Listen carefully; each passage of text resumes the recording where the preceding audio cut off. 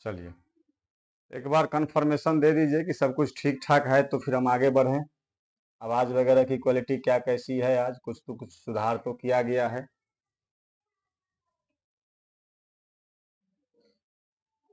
एक जटाशंकर यादव हैं। चलिए ठीक है।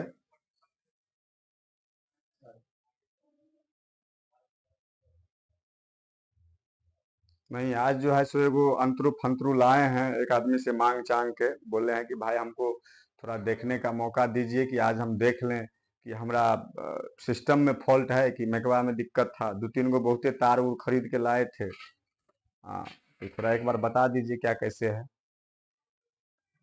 एक अजीत जी हैं, कह रहे हैं। चलिए, भी राज हैं। दिलखुश पंडित हैं, कह रहे हैं ओके हैं, सब कुछ ठीक ठाक है। चलिए, तो शुरू किया जाए। ठीक ठीक ठीक।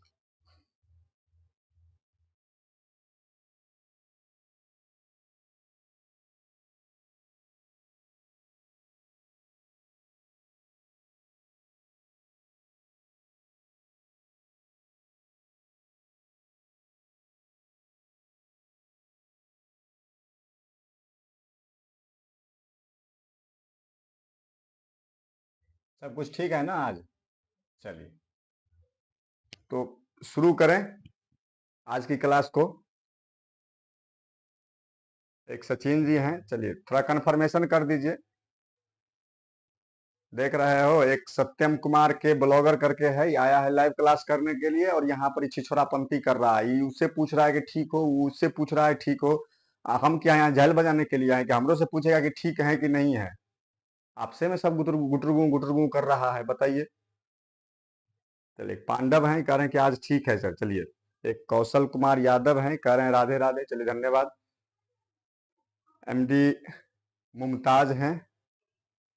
नहीं, आपस में जो आप कर रहे हैं कि फलना ठीक है, चिलना ठीक है, तो एक बार हमसे भी पूछ लीजिए कि कौन कौन ठीक है, नहीं ठीक है। बुरा लगता है ना। चलिए, एक अमित कुमार एक कह रहे हैं शुरू किया जाए। बिल्कुल बिल्कुल, शुरू किया जाए। ठीक ठीक। तो पिछली क्लास में हमने चैप्टर 1 को देखा था, चैप्टर 1 के बारे में जाने थे। एक रामनाथ जी हैं, ये सब कुछ होने के बाद ये ऊपरी मन से पूछ रहे हैं कि जो आप ठीक हैं। हमसे काहेला पूछ रहे हैं? जिधर पूछना है उधर पूछिए आप। ठीक है। चलिए, खैर मुद्दे पर आते हैं। हमने पिछली क्लास में यह देखा था चैप्टर 1 के बारे में। चैप्टर 1 को हमने पढ़ करके समाप्त कर लिया था। चैप्टर 1 में हमने यह सब देखा था कि कौन कौन सा टॉपिक चैप्टर 1 में दिया गया है, कौन कौन सा टॉपिक हमें पढ़ना है और किस टॉपिक में कितनी जानकारी लेना है, उस तमाम बिंदुओं की चर्चा हमने उसमें किया था। आज हम यह देखने वाले हैं कि चैप्टर 1 से, यानी कि जो आपका बायोलॉजी है 12th का, इस 12th के बायोलॉजी का जो एनसीईआरटी है, एनसीईआरटी है, इस एनसीईआरटी में कितना टॉपिक दिया गया है चैप्टर 1 में, उसको हमने बारीकी से अध्ययन कर लिया है। आज हमें यह देखना है कि चैप्टर 1 से किसमें बाबू? बिहार बोर्ड में। बिहार बोर्ड में 2009 से लेकर के और 2024 तक में कितना सवाल पूछा गया है अभी तक, इस तमाम चीजों को हम लोग आज देखेंगे। ठीक है। एक पागल छोरा है, नामों का नहीं चिक्कन से रखो ने। क्या है ना कि माए बाप बड़ी अथी से फलना से पूछ करके, चिलना से पूछ करके, सबसे पूछ करके बच्चा का नामकरण करवाते हैं। जिस दिन बच्चा का नामकरण होता है उस दिन जो है सो पूरे 10 गो कुमार का भोजन कराया जाता है। कुमार, आप लोग के गांव में कुमार को खिलाता होगा, हमारे तरफ उल्टा है, कुमार को भोजन कराया जाता है जिस दिन बच्चा का नामकरण रहता है उस दिन। किसी का नाम लाल बाबू, घनश्याम बाबू, फूल बाबू, मिर्चाई बाबू नाम रखा जाता है। उस नाम को तुम बदल करके कोई पागल छोरा था, पापा का पारा था, पारी रख लिए हो। बताओ, ये कितना अजीब बात है, कितना उनको बुरा लगता होगा। जैसे हमको अभी नहीं है पर्रू, लेकिन अभी से सोच करके रखे हैं कि अगर ऊपर वाला देंगे पर्रू तो उसका नाम यह रखेंगे। वो आगे चल करके क्या करेगा तो नाम के साथ छेड़खानी कर लेगा। बुरा लगता है ना भाई, यहाँ से बुरा लगता है। इसीलिए आप उस पर कहीं कम ध्यान दीजिए और टॉपिक पर आइए। यानी कहने का बात, मुद्दा यह है कि आज हम लोग यह देखने वाले हैं कि चैप्टर 1 से बिहार बोर्ड में 2009 से लेकर के 2024 तक में कितना सवाल पूछा गया है। उसके लिए हम एगो लेकर के आए हैं आपके लिए मनोहर पोथी। उम्मीद करेंगे कि आप लोग भी रखिएगा। क्या है कि क्वेश्चन बैंक था, इतना मोटा का था, उसमें से जो अपने काम का चीज था यानी कि बायोलॉजी का था उसको फाड़ करके हम लोग क्या किए हैं, अलग कर लिए हैं। ठीक है, हाँ हाँ हाँ, इसको अलग किए हैं और इसी के माध्यम से उम्मीद करेंगे, आप लोगों से आशा भी यही रखेंगे कि आप लोग भी अपने पास ये मनोहर पोथी रख लीजिएगा ताकि सवाल वगैरह खोजने में आसानी हो। ठीक है, चलिए चलिए चलिए आगे बढ़ते हैं हम लोग।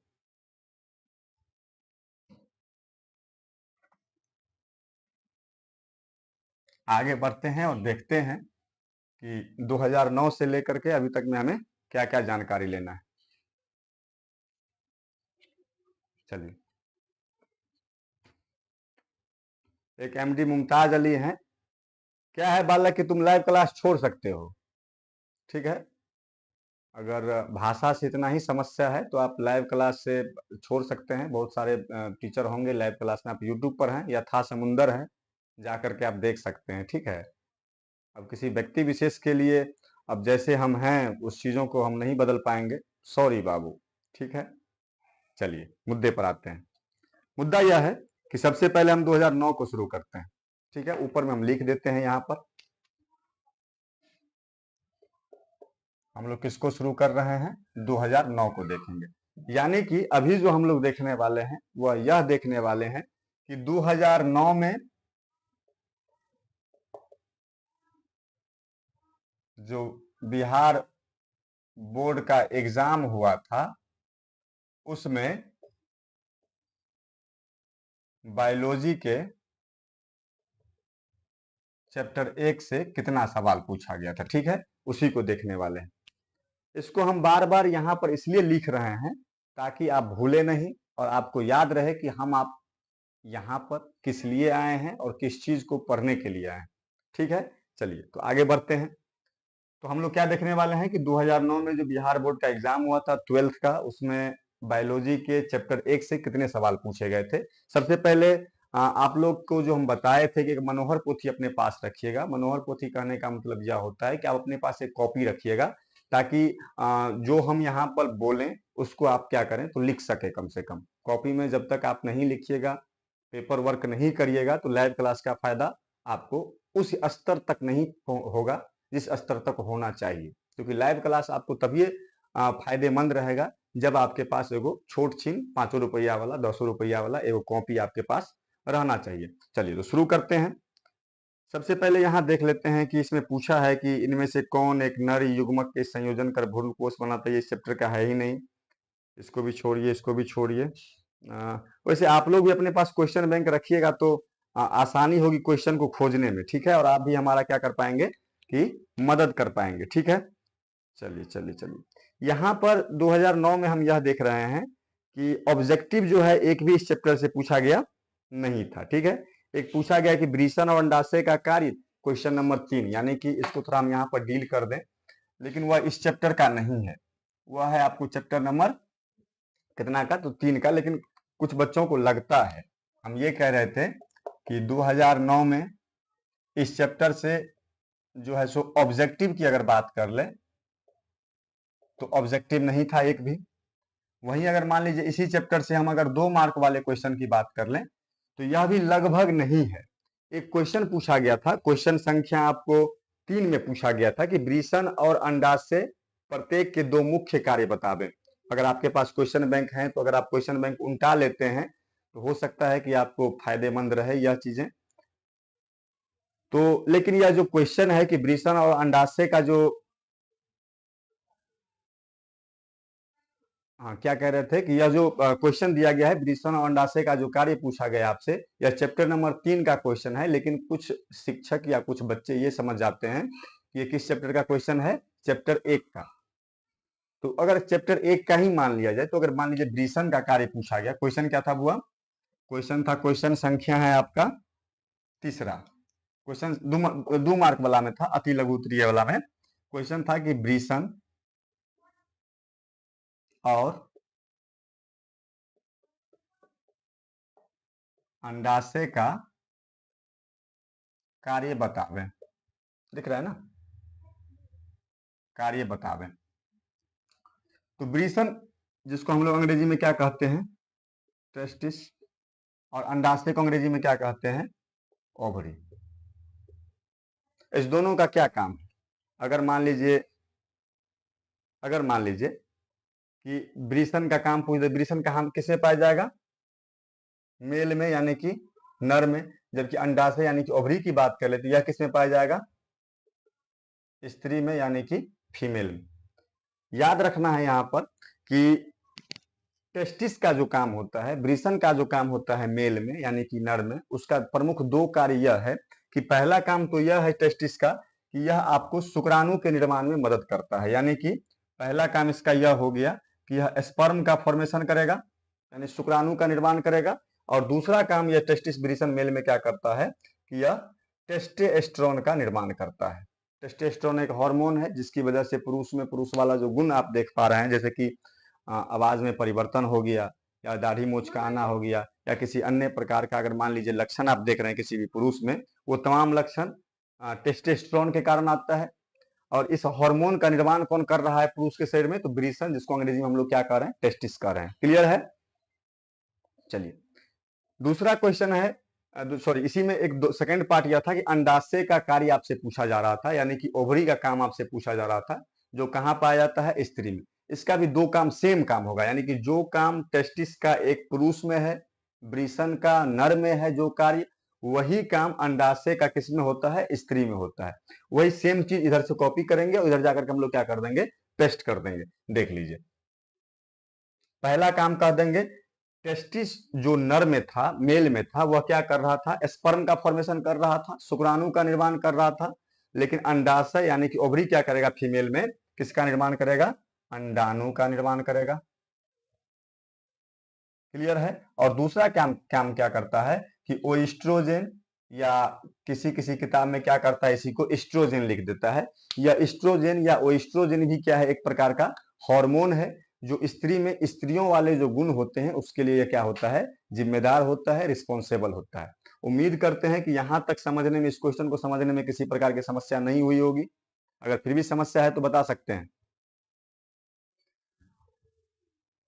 नहीं समझे बातों को। अभी हम लोग देख रहे थे कि 2009 में बायोलॉजी के चैप्टर 1 से कौन कौन सा सवाल पूछा गया है और उसका जवाब हम किस आधार से देंगे, किस तरीके से देंगे, उसी चीज को हम यहाँ पर देख पा रहे थे। तो हमने यहाँ पर यह कहा कि 2009 में चैप्टर 1 से ऑब्जेक्टिव क्वेश्चन नहीं पूछा गया था। 2009 में ऑब्जेक्टिव के अलावा जो 2 मार्क वाले क्वेश्चन थे, उसमें एक क्वेश्चन संख्या 3 है। अगर आपके पास क्वेश्चन बैंक हो तो आप उसको पलट करके देख सकते हैं। और हम आपसे इतना ही आग्रह करेंगे कि जब कभी भी आप लाइव क्लास करें, जरूरी नहीं है कि यहाँ ही, कहीं और भी अगर लाइव क्लास करते हैं तो जो टीचर के द्वारा प्रोवाइड किया गया नोट है, या टीचर के के द्वारा दिया गया, अगर मान लीजिए किसी प्रकार का कोई बुक है, कोई पीडीएफ है, या कोई कॉपी सर बताए हैं, या किसी प्रकार का कोई बुक बोले हैं, तो उसको अपने समक्ष जरूर रखिएगा, तभी लाइव क्लास का आपको फायदा हो सकता है। अन्यथा एक वीडियो देखने से कोई खास फायदा नहीं है। तो हमने यह कहा कि जब आप क्वेश्चन बैंक पलटिएगा तो 2009 में 2 मार्क वाला में एक तीसरा क्वेश्चन आपको मिलेगा कि ब्रीसन और अंडाशय का कार्य बतावे।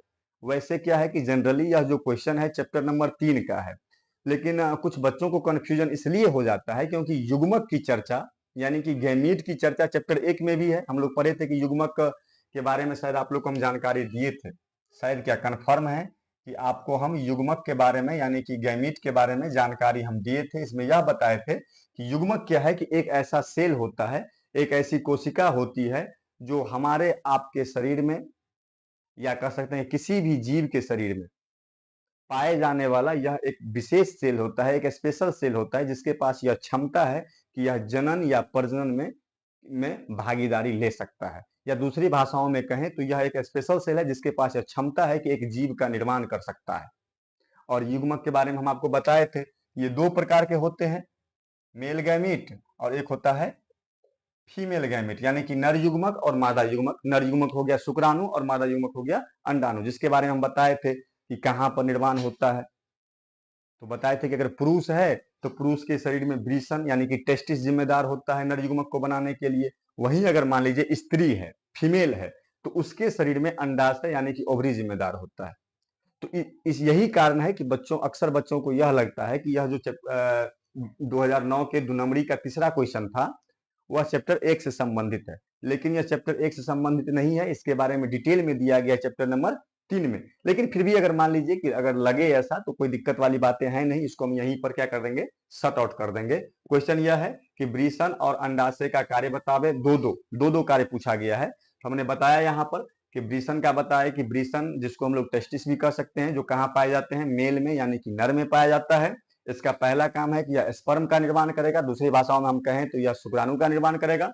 वहीं वृषण का यानी कि टेस्टिस का दूसरा काम यह है कि यह टेस्टोस्टेरोन का निर्माण करता है, जिसको हम लोग कहीं कहीं पर मेल सेक्स हार्मोन भी कहते हैं।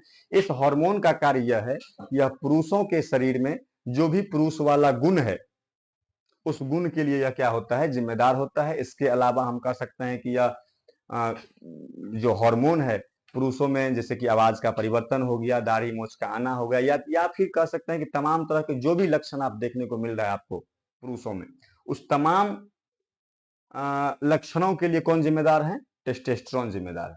इसके अलावा अगर मान लीजिए अंडाशय की बात कर लें, ओवरी की बात कर लें कि ओवरी का क्या काम है, इसमें हम लोग क्या कह सकते हैं कि ओवरी यानी कि अंडाशय जो कहाँ पाए जाते हैं, स्त्रियों में यानी कि फीमेल के शरीर में, जिसका दो प्रमुख काम यह है कि पहला काम हो गया कि यह अंडाणु का निर्माण करेगा, और दूसरा काम इसका यह हो गया कि यह एस्ट्रोजन यानी कि कह सकते हैं कि फीमेल सेक्स हार्मोन, या कहीं कहीं पर इसको एस्ट्रोजन भी कहते हैं, उस हार्मोन का निर्माण करता है। जिस हार्मोन का कार्य यह है कि फीमेल में जो भी गुण आप देख पा रहे हैं, स्त्रियों में जो भी गुण आप देख पा रहे हैं, उस तमाम गुणों के लिए जिम्मेदार कौन है, वो एस्ट्रोजन, जिसको हम लोग एस्ट्रोजन भी कहते हैं। चलिए इसी संदर्भ में 2009 को ही थोड़ा आगे घसीटते हैं, देखते हैं कि 2009 में चैप्टर 1 से क्या और भी सवाल पूछा गया था क्या। अगर आपके पास क्वेश्चन बैंक रहेगा तो आप क्या कर सकते हैं कि वहां से सीधे यहाँ पर टाइप कर दीजिएगा। चलिए धन्यवाद। एक सूरज यादव है, कह रहे हैं कि सर वीडियो को लाइक कर दिए हैं। चलिए आभार है आपका। और भी बच्चे अगर ऐसे हैं जो मान लीजिए कि अभी तक अगर लाइक नहीं किए हैं तो कर दीजिए, ठीक है। आगे बढ़ते हैं। हाँ, ये कह रहे थे कि अगर आपके पास मान लीजिए कि क्वेश्चन बैंक है तो फायदा यह रहेगा हमारे आपको कि समय का बचत होगा। वहां से आप सीधे बोलिएगा कि क्वेश्चन नंबर इतना देख लीजिए, इस चैप्टर से पूछा गया है, तो वहां पर सीधे पलटा जाएगा, ठीक है। चलिए तो तीसरा क्वेश्चन तो देख लेते हैं, उसके बाद इसी में देखते हैं। हाँ, एक क्वेश्चन पूछा गया, 7वां क्वेश्चन है, उत्तक संवर्धन की परिभाषा दें, ठीक है। क्वेश्चन 2009 का क्वेश्चन 2 नंबरी में ही क्वेश्चन नंबर 7 देखिएगा। अगर मान लीजिए आपके पास क्वेश्चन बैंक हो तो आप बेहतर तरीके से उसको समझ सकते हैं। क्वेश्चन नंबर कितना है, 7 है, ठीक है। चलिए चलिए 2 नंबरी क्वेश्चन ही है, क्वेश्चन नंबर 7 आप देखिएगा। पूछा गया था कि उत्तक संवर्धन का क्या दें, परिभाषा दें, ठीक है। अब क्या है कि उत्तक संवर्धन के बारे में हो सकता है कि थोड़ा उस चैप्टर को कहीं फास्ट में खींचने के क्रम में यह छूट गया हो, लेकिन कोई कुछ खास इसमें ऐसा है नहीं कि हाँ, कि ऐसा कुछ है नहीं कि आपको थोड़ा ये लगे। इसे मेनली क्या है कि उत्तक संवर्धन को हम लोग क्या कहेंगे, टिश्यू कल्चर कहेंगे, जहां पर आपको हम अलैंगिक जनन का प्रकार पढ़ा रहे थे कि अलैंगिक जनन कितने प्रकार के होते हैं। शायद याद करिए पीछे जाकर के आपको हम बताए थे जनन के बारे में। अभी कुछ देर के लिए इस क्वेश्चन को आप भूल जाइएगा, ठीक है। बैक चलते हैं।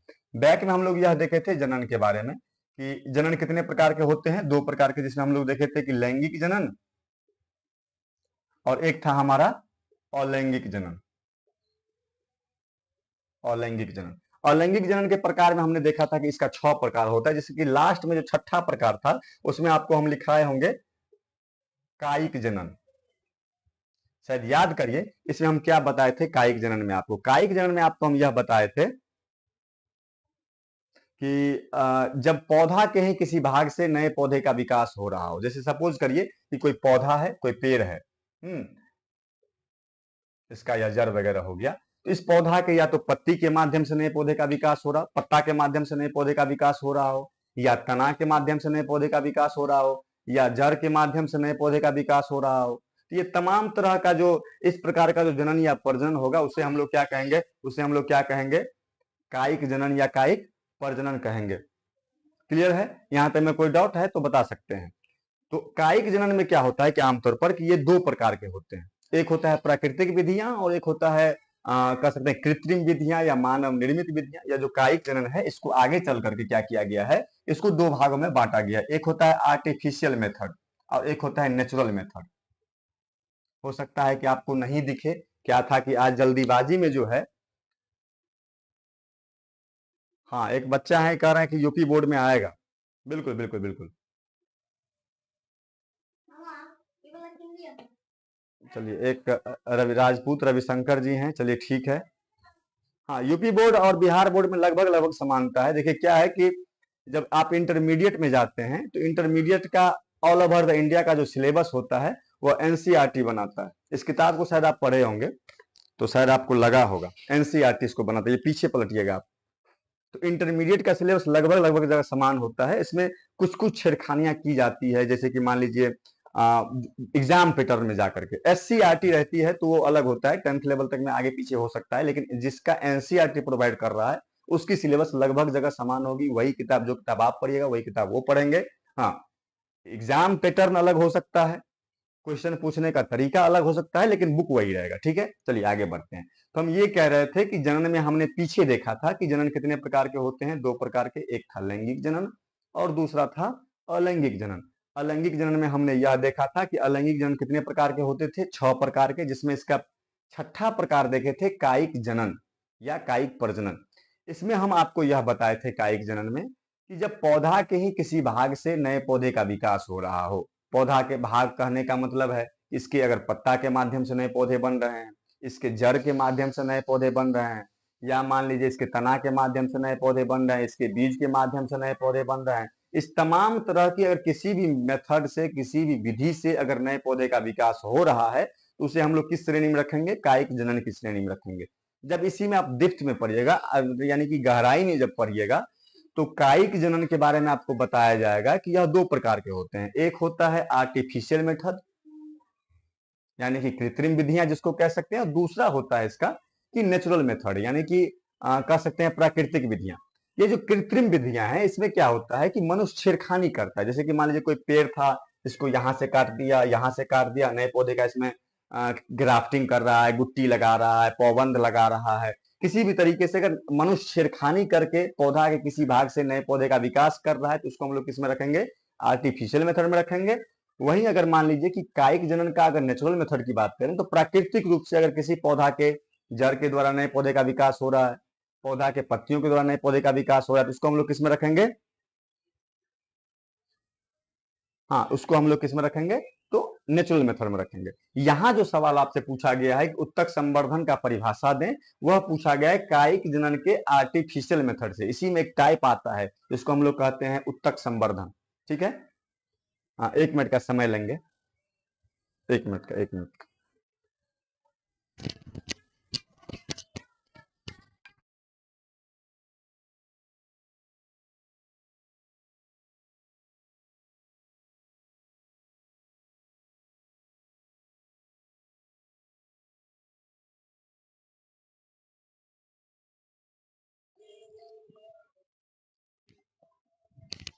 ठीक है, ठीक ठीक ठीक ठीक। चलिए आगे बढ़ते हैं। हाँ, तो हम क्या बोले कि जनन का अलैंगिक जनन प्रकार था, अलैंगिक जनन का छठा प्रकार था कायिक जनन। कायिक जनन का एक मेथड होता है आर्टिफिशियल मेथड, उससे सवाल पूछा गया था उत्तक संवर्धन का परिभाषा दे।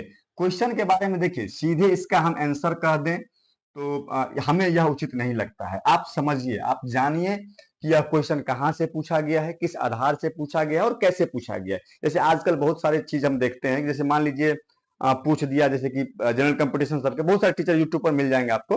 जैसे एक हम पॉइंट लिख रहे हैं कि जल ही जीवन है। ठीक है, बड़े बड़े डिस्प्ले लगे रहते हैं, हमारे ऐसा नहीं है कि हमारे पास संसाधन नहीं है, हम डिस्प्ले लगाने में सक्षम नहीं है तो हम उस चीजों के बारे में बता रहे हैं। हम एक रफ आइडिया आपको दे रहे हैं कि ऐसा होता है। जैसे मान लीजिए हमने सेंटेंस लिखा, हमने एक वाक्य लिखा कि जल ही जीवन है। अब इसको पढ़ाने का तरीका कैसे है, जल क्या है बाबू रे, तो जीवन है। जीवन क्या है, तो जल है। वो लिखा हुआ है बोर्ड पर, उसी को 50 बार बोल दिया, ये हो गया क्लास। भाई जब ऐसा मतलब इसमें क्या थॉट है, क्या लॉजिक है, तो ऐसा तो है नहीं। आप एक साइंस के स्टूडेंट हैं, आप किसी भी चीज को सोचिए, तर्क दीजिए उसका। ऐसा नहीं है कि ऐसा सर बोले हैं तो ऐसा होता होगा, नहीं, बिल्कुल नहीं। किसी प्रकार का अगर तथ्य आपके समक्ष आवे उसके बारे में तर्कशील बनिए, ठीक है। चलिए आगे बढ़ते हैं। तो क्वेश्चन के बारे में हमने क्या देख लिया कि क्वेश्चन कहां से पूछा गया है। क्वेश्चन था कि उत्तक संवर्धन का परिभाषा दें, यानी कि पूछा गया था हमसे, इसी को अंग्रेजी में हम लोग क्या कहते हैं,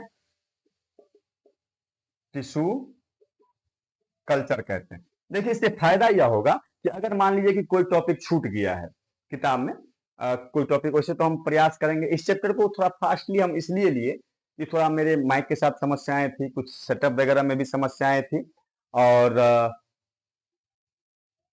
कुछ जल्दीबाजी में भी थे, और इस चैप्टर को हटा भी दिया गया था आपके सिलेबस से, इसलिए थोड़ा इस चैप्टर को हम थोड़ा फास्ट में लिए। लेकिन नेक्स्ट चैप्टर्स जिसे जो हम लोग मान लीजिए पढ़ेंगे उसमें प्रयास करेंगे कि इसके मास नंबर टॉपिक को हम कवर करें। फिर भी अगर मान लीजिए कोई टॉपिक छूट जाता है तो जब हम क्वेश्चन बैंक को डील करेंगे तो वहां अगर कोई क्वेश्चन पूछा गया है और अगर वह क्वेश्चन के बारे में हम चैप्टर में चर्चा नहीं किए थे तो यहाँ चर्चा कर लेंगे, क्या दिक्कत बनती है। जैसे कि यही उत्तक संवर्धन के बारे में था, नहीं चर्चा कर पाए थे तो यहाँ चर्चा कर लेते हैं। जैसे पूछा गया था कि उत्तक संवर्धन का परिभाषा दें, यानी कि टिश्यू कल्चर का क्या क्या पर डिफिनीशन पूछ रहा है आपसे। यह क्वेश्चन बिहार बोर्ड का लवर पॉइंट है, यहाँ से अक्सर जो है पूछा जाता है। जैसे कि अभी हम क्वेश्चन बैंक की चर्चा करेंगे तो आप देखिएगा कि अक्सर पूछा गया यह क्वेश्चन, ठीक है। यहाँ देखिए, तो उत्तक संवर्धन है क्या, इसमें कोई खास रॉकेट साइंस है नहीं। इसमें हम लोग करते क्या है, देखिए, हाँ, इसका उत्तर लिखने का भी तरीका थोड़ा सीख लीजिए। जैसे यह क्वेश्चन हो गया, इसका हम लोग लिखेंगे उत्तर 7 ऐसे करके डैश दे देंगे, ठीक है। अब यहाँ पर हेडिंग बनाएंगे सबसे पहले, उत्तक जो क्वेश्चन में पूछा गया था जस्ट सेम टू सेम उसको हम लोग को हेडिंग बना देना है ऐसे। अब नीचे हम लोग क्या करेंगे, इसका दो तरीका है इस सवाल का जवाब देने का। वैसे यहाँ आपसे पूछा गया है परिभाषा दें, तो परिभाषा लिखना ही पड़ेगा। लेकिन अगर आप नहीं लिख पाते हैं, आप उस चीजों को याद नहीं कर पाते हैं, तो इसका सेकेंड तरीका यह है कि आप इसको डायरेक्टली जो है एक डायग्राम की मदद से या एक फोटो की मदद से आप इसको सॉल्व कर सकते हैं। कुछ नहीं करना है, सबसे पहले हम लोग क्या करेंगे कि एक पौधा बनाएंगे, ठीक है। पौधा बना लिए, ठीक है, इसका नामकरण कर दिए ए। अब क्या करेंगे, इस पौधे से एक तना को काट लेते हैं, ये इसका तना काट लिए, ठीक है। अब इस तना को हम लोग क्या करेंगे कि एक बीकर में डाल दिए। इस बीकर में एक घुलनशील पदार्थ, कुछ इसके पोषक तत्व को डाल दिए। सेकेंड बीकर में हम लोग यह देख रहे हैं कि जिस बीकर में इस तना को डाले थे उस तना से कुछ जड़ का विकास होने लगा, कुछ पत्तियां निकल गई। अब हम लोग क्या करेंगे, उस नवजात पौधे को बाहर निकाल लेंगे और इसको क्या करेंगे कि एक पोट में यानी कि एक गमला में लगा दिए। यही हमारा क्या हो गया, टिश्यू कल्चर यानी कि उत्तक संवर्धन। यहां तक में कोई दिक्कत, यानी कि इसका नामकरण करते चलिए आप। इसका नाम दे दिए मान लीजिए ए, इसका नाम दे दिए बी, इसका नाम दे दिए सी, इसका नाम डी, इसका नाम ई, इसका नाम एफ। क्या क्या किए हैं, ए में क्या किए कि सबसे पहले एक पौधा लिए हैं, ठीक है, क्लियर है। बी में क्या किए हैं, पौधा से एक तना को काटे हैं। सी में क्या किए हैं, उस तना को एक टब में यानी कि एक बीकर में डाल दिए हैं, उस बीकर में कुछ तरल पदार्थ भी डाले हैं। डी में क्या हुआ है कि उस जो तना डाले थे बीकर में उस तना से कुछ जड़ों का विकास हुआ है, कुछ पत्तियां का विकास हुआ है। ई में क्या किए हैं, उस पौधों को हम लोग उस टब से बाहर निकाल लिए हैं। और एफ में क्या किए हैं, उस नवजात पौधा को एक गमला में लगा दिए हैं। यही संपूर्ण प्रक्रिया एक साथ क्या कहलाएगी, उत्तक संवर्धन कहलाएगी। इसको अगर डिफिनीशन के तौर पर लिखना हो तो आमतौर पर हम लोग लिख सकते हैं कि जब पौधा के ही किसी अन्य भाग से कृत्रिम तरीकों से अगर नए पौधे का विकास किया जा रहा हो तो वैसे तकनीक को हम लोग क्या कह सकते हैं, उत्तक संवर्धन कह सकते हैं। क्लियर है। इस तकनीक के माध्यम से आप बहुत ही कम समय में अधिक मात्रा में पौधे का विकास कर सकते हैं। सपोज करिए कि यह कोई पौधा था, इससे अगर प्राकृतिक तरीके से पौधे का विकास करना हो, यानी कि इस पौधे के बीज से नए पौधे का विकास करना हो, या इस पौधे के तना के माध्यम से नए पौधे का विकास करना हो, या इस पौधे के पत्तियों के द्वारा से नए पौधे का विकास करना हो, तो काफी लंबा समय लग सकता है। लेकिन अगर इस टेक्निक का हम प्रयोग करते हैं मान लीजिए, तो बहुत ही कम समय में, क्योंकि जितना समय में एक उससे काफी अधिक समय में अधिक पौधे का विकास हो सकता है, तो यही एक टेक्निक है। इसके बारे में अगर लिखना हो तो हम लोग यहाँ पर लिख भी सकते हैं कि एक डैश देकर के उपरोक्त चित्रों में निम्नलिखित क्रियाएं की गई है। नहीं समझे बातों को, उपरोक्त चित्र में, उपरोक्त का मतलब हो गया कि ऊपर जो लिखा हुआ है, चित्र में निम्नलिखित, अब जो हम नीचे लिखेंगे वो संपूर्ण क्रियाएं की गई है। और ए में लिख देंगे कि एक जनक पौधा लिया। बी में क्या लिख देंगे, नीचे ऊपर करके लिखना है। बी में क्या लिख देंगे कि जनक पौधे से एक तना को काटा। सी में क्या लिख देंगे, उस तना को एक बीकर में रखा। डी में क्या लिख देंगे कि उस बीकर में जो तना रखे थे उसमें कुछ जड़ों का विकास हुआ। ई में क्या लिख देंगे, उस नवजात पौधे को हमने बाहर निकाला। एफ में हम क्या लिख देंगे, उसको एक गमले में लगा दिया, हो गया पौधा खत्म। अब हमको यह बताइए, एक दिलखुश पंडित है, कह रहे हैं कि वीवीआई क्वेश्चन पढ़ाइए ना। देखिए क्या है कि दिलखुश पंडित जी, अगर आपको वीवीआई क्वेश्चन ही पढ़ना है तो आप गलत जगह पर आ गए हैं। ऐसा नहीं है कि दो चीजें आपको हम बता देंगे और इससे काम चल जाएगा आपका।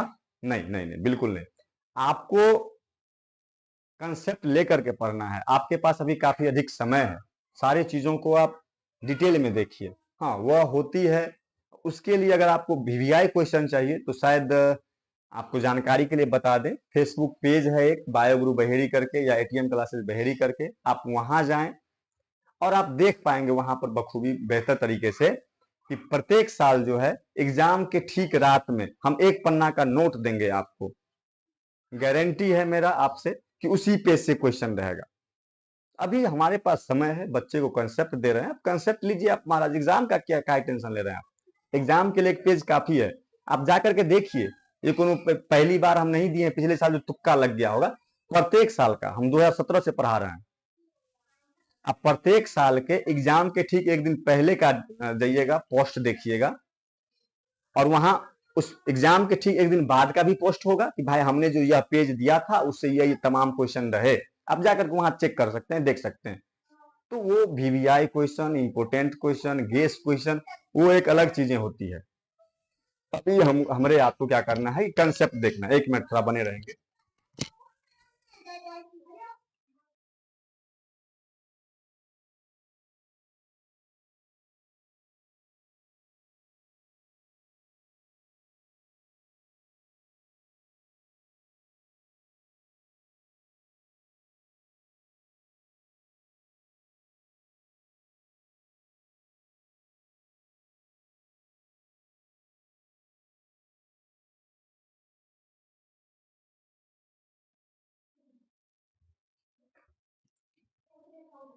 ठीक है,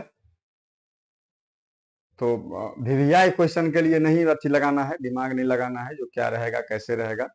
ठीक है, अभी पढ़िए, आप पढ़ाई पर फोकस करिए। नहीं नहीं, ऐसा नहीं है। अरे हाँ हाँ, ठीक ठीक ठीक। चलिए, इसमें कोई दिक्कत है? जो 2009 में 2 मार्क वाला क्वेश्चन पूछा गया था, 7वां क्वेश्चन, उसमें कहीं पर कोई समस्या है तो बता सकते हैं। एक पीकेपी फुलकांत हैं, कह रहे हैं कि क्या कोई भी प्लांट को, किसी भी पौधे को आ, फिर से ग्रो कर सकते हैं? देखिए, अधिकांश पौधों को ग्रो किया जा सकता है। एक संजय दत्त हैं, कह रहे हैं कि आप पेपर लीक कराते हैं।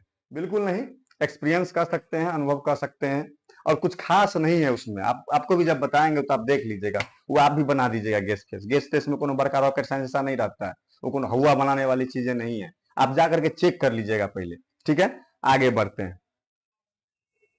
चलिए, अब हम लोग आते हैं, 2 नंबर वाला क्वेश्चन समाप्त हो गया। यानी कि मेरे कहने का अर्थ यहां पर यह है कि 2009 में 2009 में ऑब्जेक्टिव तो एक भी पूछा ही नहीं गया था। 2 मार्क वाला जितना क्वेश्चन पूछा गया था उसको हमने अभी देख लिया है। अब हम लोग यह देखते हैं कि 2009 में ही 5 मार्क वाले कितने क्वेश्चन पूछे गए हैं, उसको हम लोग थोड़ा देख लेते हैं। ठीक है, चलिए। इसमें एक क्वेश्चन है कि मासिक चक्र क्या है, इसके विभिन्न अवस्थाओं का वर्णन हार्मोनल नियमीकरण के साथ दें। यह चैप्टर नंबर 3 का क्वेश्चन है, घबराइएगा नहीं।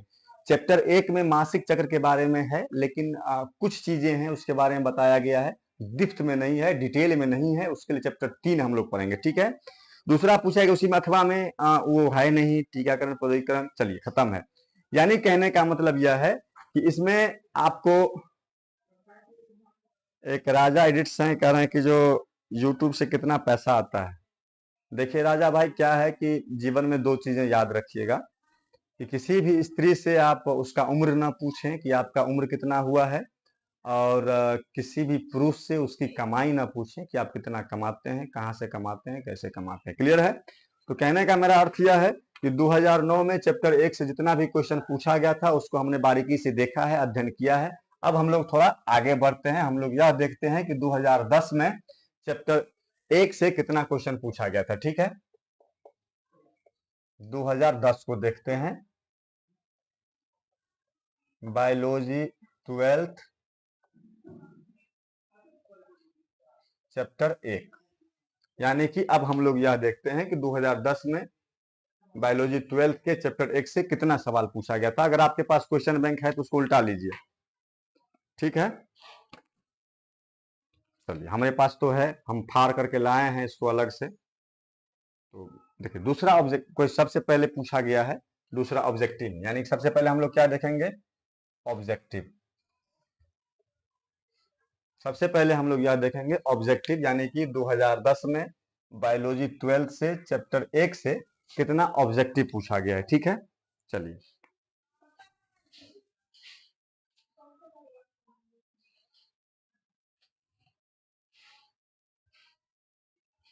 हटाइए।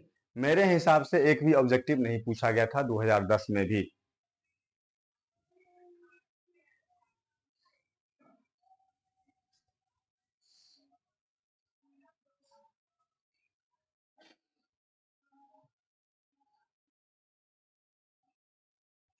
ठीक है, 2010 में चैप्टर 1 से एक भी ऑब्जेक्टिव नहीं पूछा गया था। क्या आपके नजर में है तो बता सकते हैं?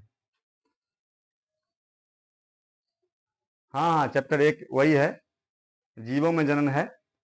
तो कोई लोग, किन्हीं लोगों के पास अगर ये क्वेश्चन बैंक है तो उनमें देखें क्या चैप्टर 1 से संबंधित कोई क्वेश्चन पूछा गया है 2010 में। मुझे तो नहीं मिला। आगे बढ़ते हैं, चलिए चलिए, अब देखते हैं हम लोग, ये नहीं पूछा गया था। अब हम लोग देखते हैं कि 2 मार्क वाले। ठीक है, अब हम याद देखेंगे कि 2010 में 2 मार्क वाले कितने क्वेश्चन पूछे गए थे चैप्टर 1 से। 2 नंबरी भी पूछा गया नहीं था।